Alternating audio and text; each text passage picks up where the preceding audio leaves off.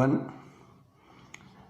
Last लेक्चरनी अंदर આપણે ચાક ગતિના માટે સ્થાન, કોણીય સ્થાનાંતર, કોણીય વેગ, કોણીય ઝડપ આ જે રાશિઓ છે એ રાશિઓની આપણે ચર્ચાઓ કરી અને ત્યારબાદ આપણે રેખીય ઝડપ અને કોણીય ઝડપ વચ્ચેના સંબંધોની પણ ચર્ચા કરી અને સાથે સાથે જો આપણે કહીએ તો રેખીય વેગ અને કોણીય વેગ વચ્ચેના સંબંધની પણ આપણે ચર્ચા કરેલ છે।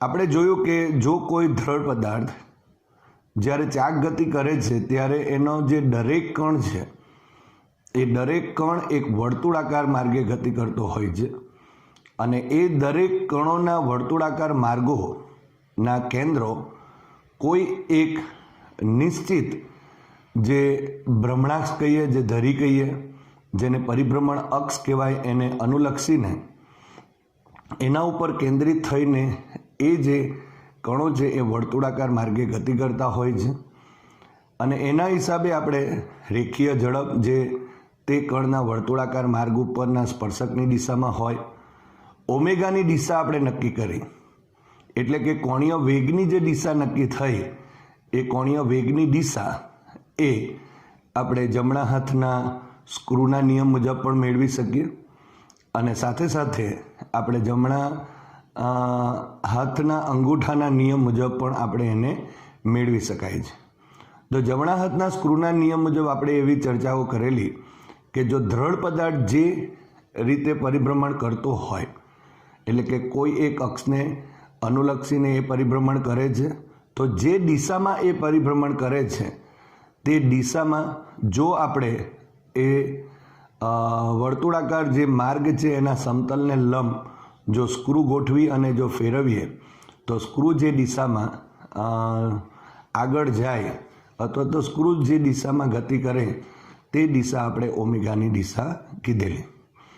બીજી એક વસ્તુ કે આપણે જે અત્યારે દ્રઢ પદાર્થના ભ્રમણાક્ષની વાતો કરીએ તો એ એક સ્થિર ભ્રમણાક્ષ છે એટલે કે અહીં પરિભ્રમણ અક્ષ જે છે એ સ્થિર છે અને તેથી આપણે કીધું હતું કે ઓમેગા એ દરેક કણ માટે ઓમેગાની દિશા એ દરેક કણ માટે એક જ રહેશે। પરંતુ જો આપણે એમ કહીએ કે જો આ સ્થિર પરિભ્રમણ અક્ષ જે અક્ષ છે એ સ્થિર ન હોય, પરિભ્રમણ અક્ષ જો એ સ્થિર ન હોય અને જો ધારો કે એ ગતિ કર્યા કરતું હોય તો આપણે કહી શકાય કે ઓમેગા સદિશ એટલે કે કોણીય વેગની દિશા પણ બદલાતી હોવી જોઈએ। જ્યારે એ સ્થિર છે ત્યારે એ ઓમેગાની દિશા બદલાતી નથી, અચળ રહેશે। આપણે જોયું કે રેખીય જે ઝડપ અને કોણીય ઝડપનો વચ્ચેનો જે સંબંધ V = R ઓમેગા અને એના ઉપરથી આપણે કહી શકાય કે આ રીતે રેખીય જે ઝડપ અને કોણીય ઝડપ છે એના વચ્ચેના આપણે અદિશ સંબંધ પણ મેળવ્યો। સદિશ V = ઓમેગા ક્રોસ R એક આપણે સદિશ સંબંધ પણ મેળવ્યો છે।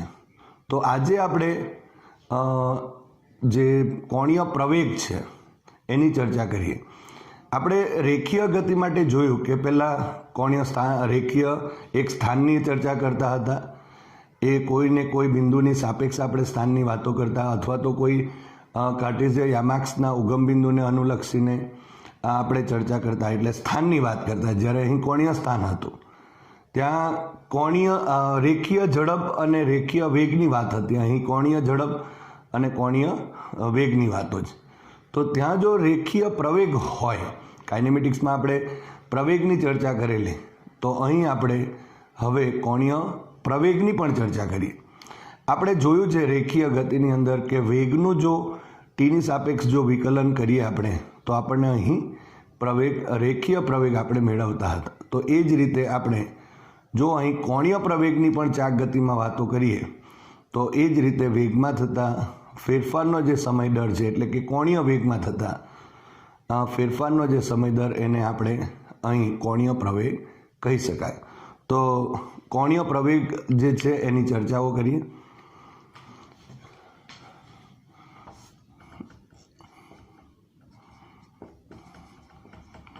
કોણીય પ્રવેગ. કોણીય પ્રવેગની વ્યાખ્યા જો આપણે આપીએ તો એમ કહી શકાય કે જ્યારે દ્રઢ પદાર્થ જે ચાક ગતિ કરે છે. હવે આપણે એ પણ જાણીએ છીએ કે ચાક ગતિ કરતો જો દ્રઢ પદાર્થ છે તો તેનો કોઈ એક કણ ના જે કોણીય વેગમાં થતો ફેરફારનો સમય દર હોય તો એને આપણે પ્રવેગ કહીશું. તો અહીં જો આપણે લખવું હોય તો આ રીતે આપણે લખી શકાય કે કોણીય પ્રવેગ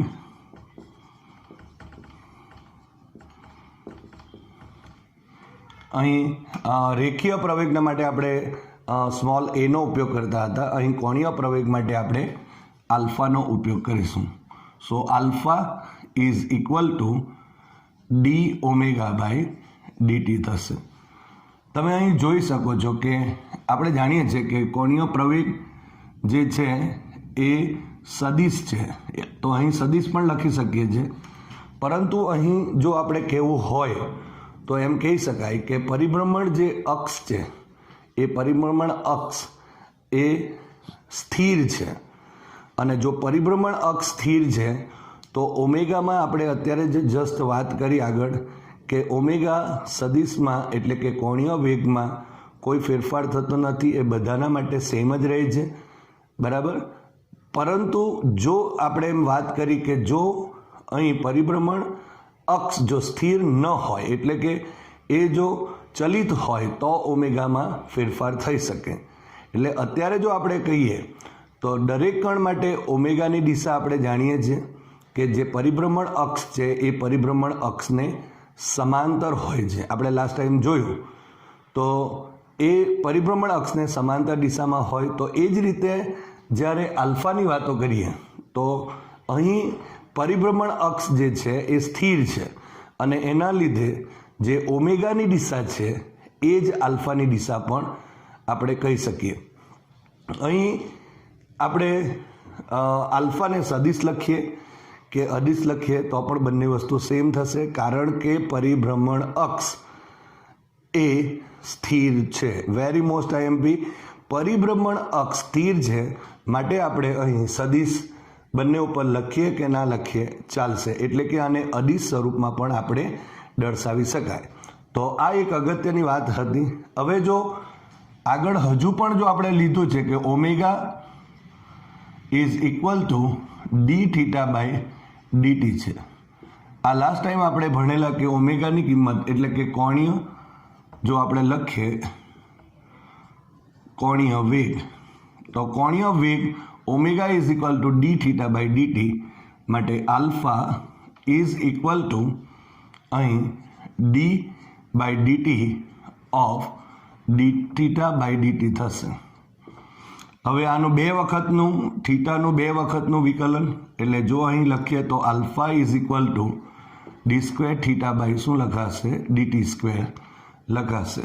અહીં ભૂલથી પણ ડી સ્ક્વેર ના લખાઈ જાય એની કાળજી રાખવાની છે, કારણ કે અહીં આપણે જાણીએ છીએ કે થીટાનું 2 વખતનું વિકલન દર્શાવે છે અને વિકલન દર્શાવવાની રીત ડી બાય ડીટી કહેવાય, D square by D T square કહેવાય, D cube by D T cube, એવી રીતે આપણે લખી શકાય છે. તો અહીં ભૂલથી પણ ટી સ્ક્વેર ના લખાઈ જાય એની કાળજી રાખવાની છે. હવે એકમના સંદર્ભમાં કહીએ તો આલ્ફાનો જો એકમ કહીએ તો આલ્ફાનો એકમ અહીં લખવું હોય તો અહીં થીટા જે છે અને અહીંયા સમયનો વર્ગ છે માટે જો લખવું હોય તો રેડિયન પર સેકન્ડ સ્ક્વેર થશે. અને આલ્ફાનું પારિમાણિક સૂત્ર લખીએ. પારિમાણિક સૂત્ર તો આલ્ફાનું પારિમાણિક સૂત્ર ઇઝ ઇક્વલ ટુ રેડિયન એટલે આપણા પાસે ખૂણાની બાબત છે એટલે M0 L0 T0 અને સેકન્ડ માટે આપણે T2 કહીશું. તો અહીં લખી શકાય M0 L0 T0 divided by T2. સો આલ્ફાનું પારિમાણિક સૂત્ર એ M0 L0 અને T-2 થશે. તો આ રીતે એનું પારિમાણિક સૂત્ર પણ આપણે દર્શાવી શકાય.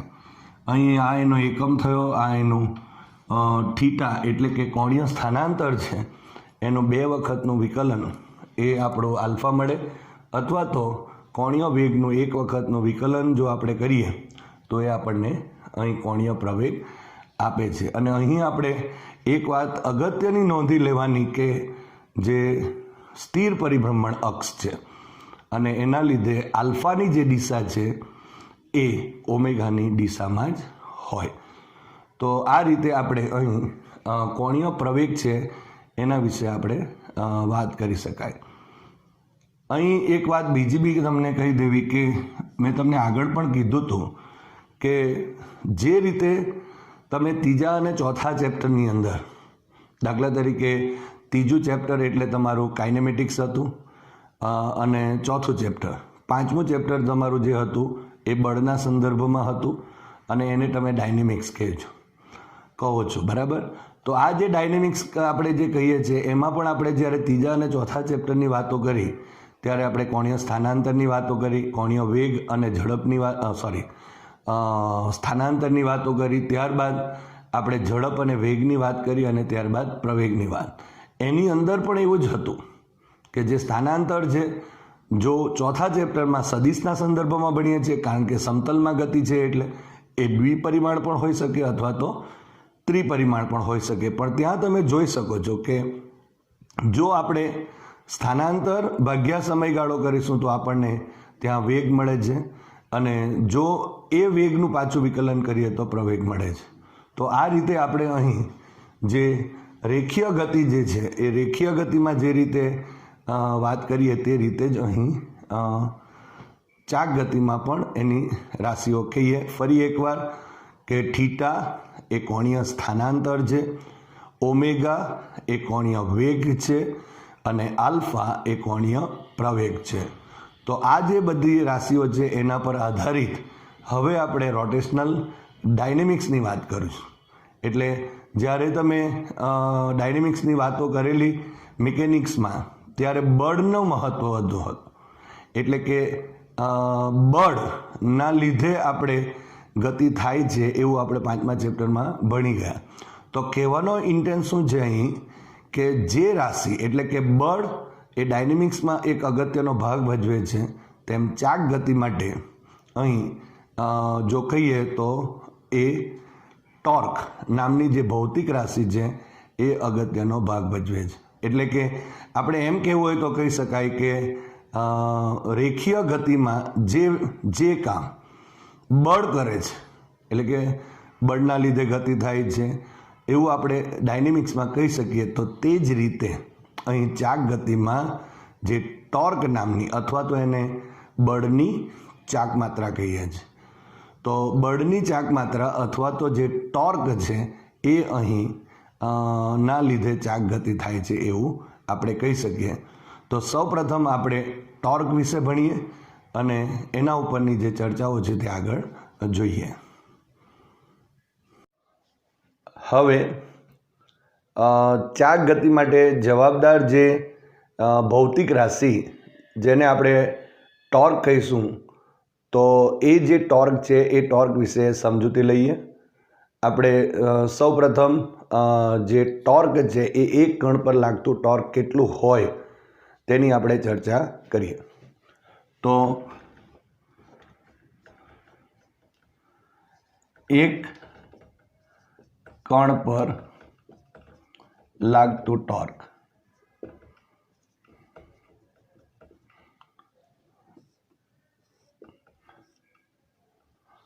હવે આપણે એ જે ટોર્ક જે છે એને સમજવા માટે અહીં આપણે કાર્ટેશિયન યામાક્સ પદ્ધતિનો ઉપયોગ કરીશું. મેં આગળ પણ તમને કીધેલું છે કે ક્રોસ પ્રોડક્ટનું અહીં ઘણું મહત્ત્વ રહેશે.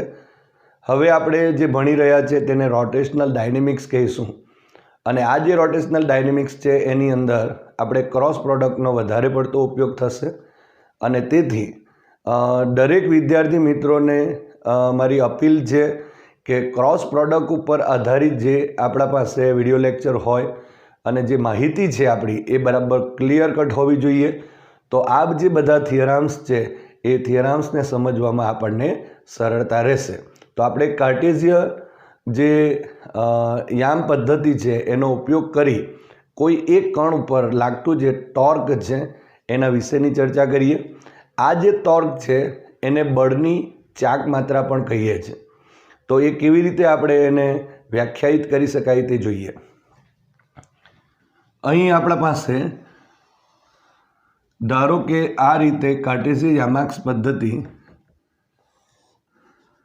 એક્સ વાય અને ઝેડ છે. એના ઉગમ બિંદુને આપણે ઓ કહી દઈએ. ધારો કે અહીં કોઈ એક કણ છે કે જેનો સ્થાન સદિશ અહીં આપણે આર સ્થાન સદિશ કહીએ. હવે આ જે સ્થાન સદિશ છે એ ઉગમ બિંદુની સાપેક્ષ છે. એટલે જો કહેવું હોય તો આપણે એમ કહી શકાય કે આકૃતિ પરથી જો કહીએ તો ઉગમ બિંદુને અનુલક્ષીને જેનો સ્થાન સદિશ આર હોય એવો અહીં એક પી બિંદુ દર્શાવેલ છે. અને આ જે પી બિંદુ છે એ ઉગમ બિંદુને અનુલક્ષીને જો આપણે જે પી બિંદુ છે ત્યાં કોઈ એક કણ છે એના પર ધારો કે આ રીતે અહીં એક બળ લાગે છે. આ બળની કાર્યરેખા ધારો કે આ રીતે છે.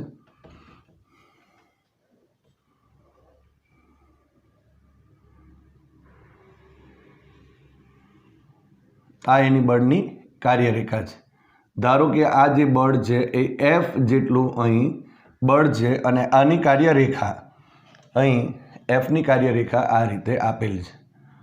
તો એનો અર્થ એવો થયો કે અહીં જો આપણે ટોર્કની વ્યાખ્યા કેવી રીતે આપી શકાશે તે જોઈએ. તે પહેલાં અહીં તમે જોઈ શકો છો કે આરની જે દિશા છે તે આ દિશામાં છે. એટલે ધારો કે મારે કહેવું હોય તો આર આ તરફ છે અને ખૂણો અહીં થીટા આ થશે અને એના લીધે આ થીટા થશે.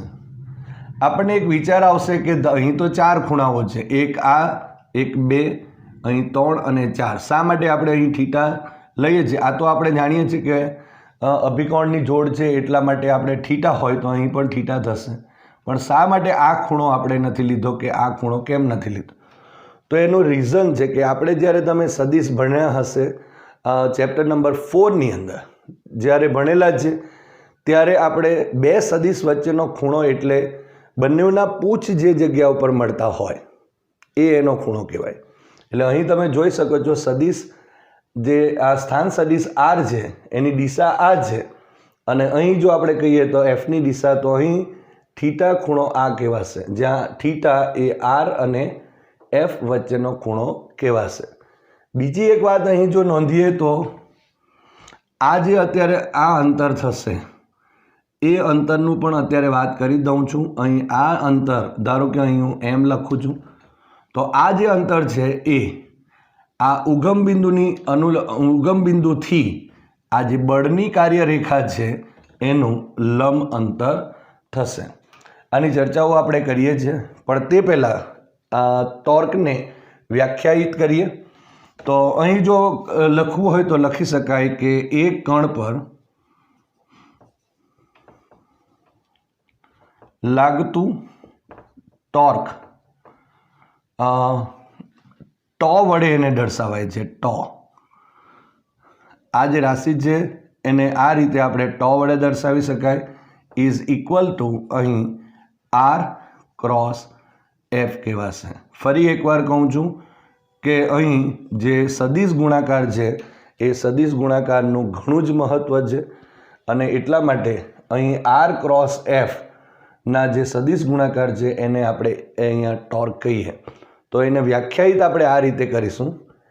અહીં જો ઉગમ બિંદુને અનુલક્ષીને જો સ્થાન સદિશ આર હોય અને આ જે કણ છે એના પર લાગતું બળ જો એફ સદિશ હોય તો સ્થાન સદિશ એટલે કે ઉગમ બિંદુને અનુલક્ષીને અહીં સ્થાન સદિશ આર અને એફના સદિશ ગુણાકારને અહીં એક કણ પર લાગતું ટોર્ક કહી શકાય, જેને આપણે tau is equal to R cross F કહીએ છીએ. ફરી એકવાર કહું છું કે ઉગમ બિંદુને અનુલક્ષીને સ્થાન સદિશ આર અને કણ પર લાગતા બળ એફ સદિશ ના સદિશ ગુણાકારને એ કણ પર લાગતું ટોર્ક કહેવાશે. હવે જે રીતે આપણે કહેતા હતા કે એ ક્રોસ બીની દિશા કઈ, તો અહીં ટોર્કની પણ દિશા આવશે કારણ કે ટોર્ક સદિશ રાશિ છે. તો એ ક્રોસ બીની દિશા કઈ હતી? તો એ અને બીથી બનતા સમતલને લંબ અને જમણા હાથના સ્ક્રૂના નિયમ મુજબ અથવા તો અંગૂઠાના નિયમ મુજબ. તો અહીં પણ આપણે એમ કહી શકાય કે ટોર્કની દિશા કઈ? તો આર અને એફથી બનતા સમતલને લંબ અને જમણા હાથના સ્ક્રૂના નિયમ મુજબ મેળવી શકાય. બીજી એક વાત આપણે કરેલી કે એ ક્રોસ બીની દિશા અને એની દિશા પરસ્પર લંબ હોય અને બી અને એ ક્રોસ બીની દિશા એ પરસ્પર લંબ હોય. તો અહીં જો આપણે કેવું હોય તો આનું સમતલ જો આપણા પાસે આ રીતે જો આ સમતલ આવી જાય, અહીંયા આ રીતે જો વિચારીએ તો અહીં આ સમતલને જો લંબ, ધારો કે આ રીતે આપણે વિચારીએ તો એની દિશા એફ, અહીંથી પણ તમે જોઈ શકો છો, એફ અને આરથી બનતા સમતલને લંબ એટલે આર ક્રોસ એફ એટલે આ રીતે ઉપરની તરફ આવશે, જે આરને પણ લંબ કહેવાય. એટલે અહીં જો દર્શાવવું હોય તો આ રીતે આપણે દર્શાવી શકાય ઉપરની તરફ. એટલે કે અહીં જો આપણે કહીએ તો ટોની દિશા મળી જશે, જે આરને શું કહેવાશે? અહીં લંબ કહેવાશે. એ આરને પણ લંબ છે અને આ જે એફ છે એને પણ શું કહેવાશે? લંબ. એટલે ધારો કે અહીં જો આપણે વિચારીએ આ રીતે, અત્યારે તો 2 ડાયમેન્શનલ અહીં દેખાય છે એટલે, પણ જો 3 ડાયમેન્શનલ હોય એટલે કે આ રીતે જો આપણે વિચારીએ તો આ એક દિશા તમે જોઈ શકો છો, અહીં આ આરની દિશા હોય અને આ જો એફની દિશા હોય તો આરથી એફ તરફ જો સ્ક્રૂ ફેરવીએ તો ઉપરની તરફ થશે. એટલે આના સમતલને લંબ અને આ રીતે ટોર્કની દિશા થશે, જે આરને પણ લંબ છે અને આ એફને પણ લંબ થશે. તો એ ક્રોસ પ્રોડક્ટના જે કોઈ બી આપણી પાસે ગુણધર્મો છે એનો જ આપણે અહીં ઉપયોગ કરીને એની દિશા નક્કી કરી શકાય. અહીં એક વાત બીજી પણ આપણે કહીએ કે આનું મૂલ્યની ચર્ચા કરીએ. ધારો કે આના મૂલ્યના સંદર્ભમાં વાત કરીએ માટે અહીં tau is equal to R F અને સાઇન થીટા લખાશે, જ્યાં થીટા એ આર અને એફ વચ્ચેનો જે ખૂણો છે તે. હવે અહીં આ જે ટો ઇઝ ઇક્વલ ટુ તમે જોઈ શકો છો, tau is equal to R F sine theta. હવે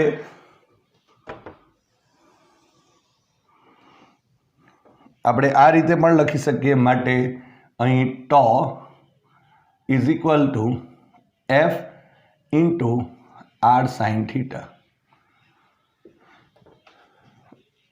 તો અહીં જો આ રીતે જો આપણે લખીએ, આ તો મૂલ્ય છે એટલે ગુણાકાર એફ આગળ પાછળ કરો તો કોઈ વાંધો નથી, પણ જ્યારે સદિશ સ્વરૂપમાં હોય ત્યારે આપણે એ પણ જાણીએ છીએ કે A cross B is not equal to B cross A, એટલે માઇનસ લખવું પડે, પણ મૂલ્ય હોય તો આપણે આ રીતે પણ લખી શકાય. પરંતુ તમે જોઈ શકો છો કે અહીં જે આપણા પાસે આર સાઇન થીટા છે એ તો શું દર્શાવે છે? અહીં થીટા છે તો આ સામેની બાજુ છે, તો અહીં આપણે જાણીએ છીએ તે પ્રમાણે આર સાઇન થીટા મળશે. અને આર સાઇન થીટા એ શું બતાવે છે? તો આ OM બતાવશે. એટલે અહીં જો લખવું હોય આને સમીકરણ નંબર 1 કહી દો તો અહીં આપણે એવું લખી શકીએ કે r sine theta OM is equal to શું છે? તો ઉગમ બિંદુથી આ બળની કાર્યરેખા વચ્ચેનું લંબ અંતર. એટલે અહીંથી લખવું હોય તો ઇઝ ઇક્વલ ટુ, એને આપણે આર પરપેન્ડિક્યુલર બી કહી શકીએ. ઇઝ ઇક્વલ ટુ આપણે લખવું હોય તો લખી શકાય ઉગમ બિંદુથી બળ એફ ની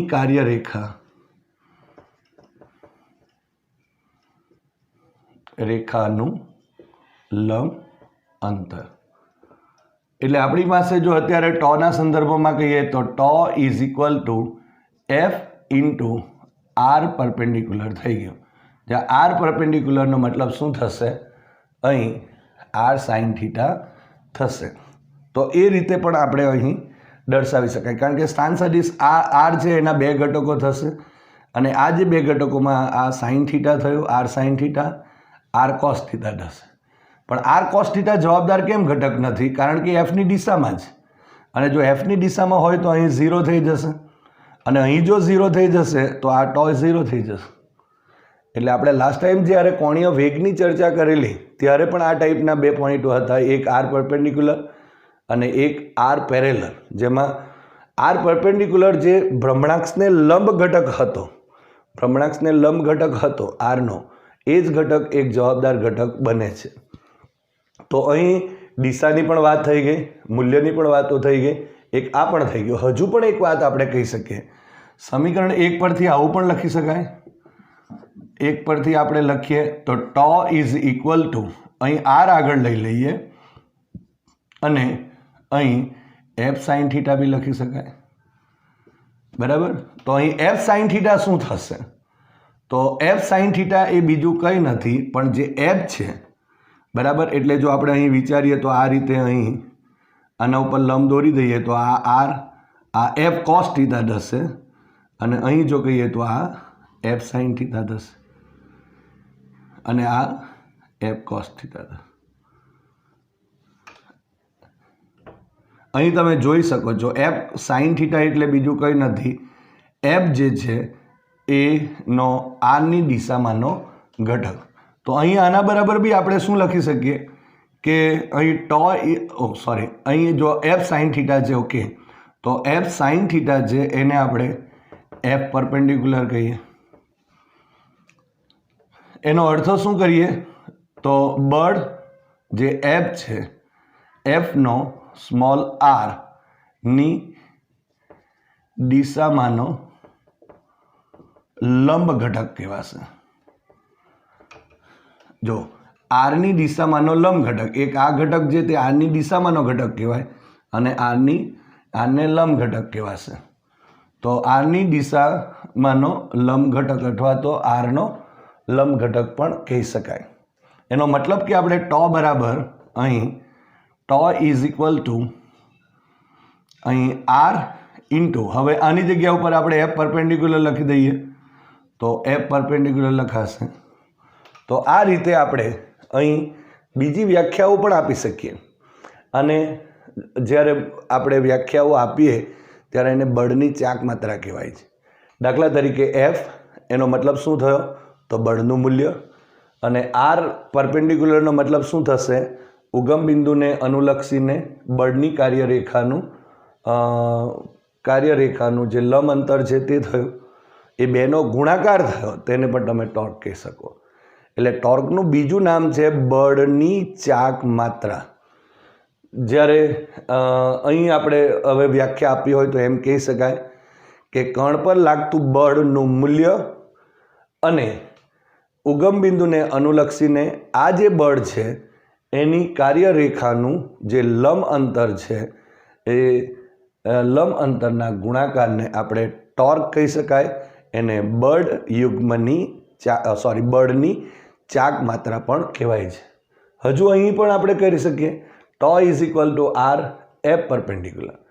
તો અહીં શું કહેવાશે કે જે કણ છે એના સ્થાન સદિશનું મૂલ્ય છે, એટલે સ્થાન સદિશ આર નું મૂલ્ય એટલે આર, અને એફ પરપેન્ડિક્યુલર એટલે કે બળ એફનો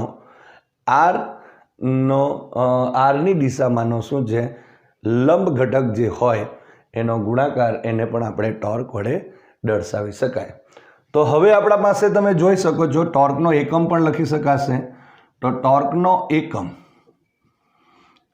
જો લખીએ તો અહીં આર એટલે અંતર, એટલે મીટરના સંદર્ભમાં હશે, એફ એટલે બળના સંદર્ભમાં તો ન્યૂટન ઇન્ટુ મીટર થશે. તો અહીં જો ટોનો જે એકમ છે એ ન્યૂટન ઇન્ટુ મીટર લાગે.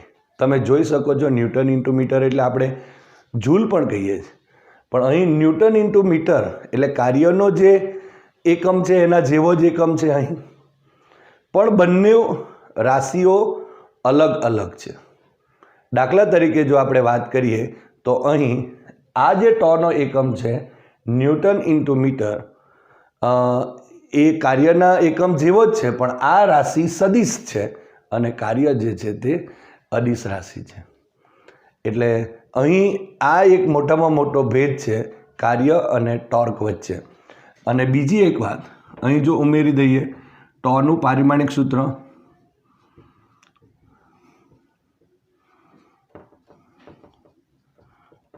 સૂત્ર, તો ન્યૂટન ઇન્ટુ મીટર, એટલે અહીં ટો આપણે પારિમાણિક સૂત્રમાં લખીએ તો ટોનું પારિમાણિક સૂત્ર is equal to m1 L1 T-2 અને અહીં L1 થશે.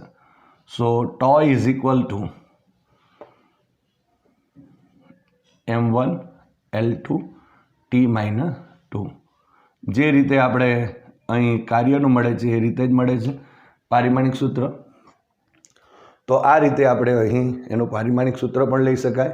હજુ એક બે વાતો જો કરીએ અહીં, તો આરનું મૂલ્ય જો અહીં 0 હોય, એફનું મૂલ્ય, કારણ કે ટો ઇઝ ઇક્વલ ટુ શું લખીએ છીએ આપણે, tau is equal to RF sine theta. હવે અહીં તમે જોઈ શકો છો થીટાનું પણ મહત્ત્વ છે, એફનું પણ મહત્ત્વ છે અને આરનું પણ મહત્ત્વ છે. એટલે કે આ ત્રણે ત્રણ રાશિના લીધે ટોર્ક છે. એનો મતલબ આપણે એમ કીધો કે જે રાશિ બળ, જે રાશિ છે એ જે કામ એ રેખીય ગતિમાં કરે છે, કે જેના લીધે ગતિ થાય છે, એક પરિણામી બળની અસર હેઠળ પદાર્થ ગતિ કરે છે, આપણે જાણીએ છીએ. તો જો પદાર્થ એ રીતે ગતિ કરતો હોય તો ચાક ગતિમાં જો ટોર્ક લાગે તો એ પદાર્થ જ્યાં સુધી પદાર્થ ઉપર ટોર્ક નહીં લાગે, એક પરિણામી ટોર્ક નહીં લાગે, ત્યાં સુધી એ પદાર્થ ચાક ગતિ કરી શકતો નથી. એટલે જે કામ રેખીય ગતિમાં બળ ભજવે છે એ જ કામ ચાક ગતિમાં કોણ ભજવે છે, ટોર્ક. એટલે ટોર્ક જો 0 હશે તો અહીં જે ચાક ગતિ થતી નથી. દાખલા તરીકે જો આપણે અહીં એક વાત કરીએ કે R0 છે, એટલે કે અહીં R ઇઝ ઇક્વલ ટુ 0 કરી નાખીએ, ઉગમ બિંદુ પર વાત કરીએ, કારણ કે ટોની જે વ્યાખ્યા આપી છે તે ઉગમ બિંદુને અનુલક્ષીને આપી છે. તો અહીં આ જે R છે એ R જો 0 કરીએ તો પણ ટો 0 થશે. ધારો કે એના પર બળ નથી લગાડતા તો પણ 0 થશે. અને જો થીટા ઇઝ ઇક્વલ ટુ, ધારો કે જો અહીં થીટાના સંદર્ભમાં બી વાત કરીએ તો પહેલો પોઈન્ટ જો આપણે વિચારીએ કે થીટા ઇઝ ઇક્વલ ટુ જો 0 ડિગ્રી લઈએ તો તમે જોઈ શકો છો કે ટો ઇઝ ઇક્વલ ટુ RB છે, FB છે, પણ સાઇન કેટલા થયા તો 0 ડિગ્રી થશે. એટલે એનો મતલબ એમ થયો, અહીં ઇમ્પ્લાઇઝ કરીને લખીએ, ઇમ્પ્લાઇઝ કરીએ તો ટો ઇઝ ઇક્વલ ટુ અહીં 0 થશે. બીજી કન્ડિશનમાં જો આપણે વિચારીએ અહીં કે theta is equal two 180 degree, તો આ કન્ડિશનમાં બી ટો ઇઝ ઇક્વલ ટુ R પણ છે, F પણ છે અને સાઇન 180 ડિગ્રી, બરાબર. તો પણ અહીં ટોની વેલ્યુ કેટલી થશે, 0 થશે, કારણ કે સાઇન 180 0, સાઇન 0 એટલે 0 અને તેટલી ટો થશે. અને ત્રીજી એક કન્ડિશન બતાવી દઉં તો અહીં થીટા ઇઝ ઇક્વલ ટુ 90. હવે તમે જુઓ કે 90માં શું થશે, R પણ છે, F પણ છે અને સાઇન 90, પણ સાઇન 90 ઇઝ ઇક્વલ ટુ 1 થશે અને is implies toe is equal to RF. એટલે આપણે જો અહીં કહેવું હોય તો અહીં મેક્સિમમ ટોર્ક લાગશે અને એના લીધે જે ચાક ગતિ હોય તે ચાક ગતિ થશે. તો આ રીતે આપણે અહીં ટોર્કની વાતો કરી શકાય.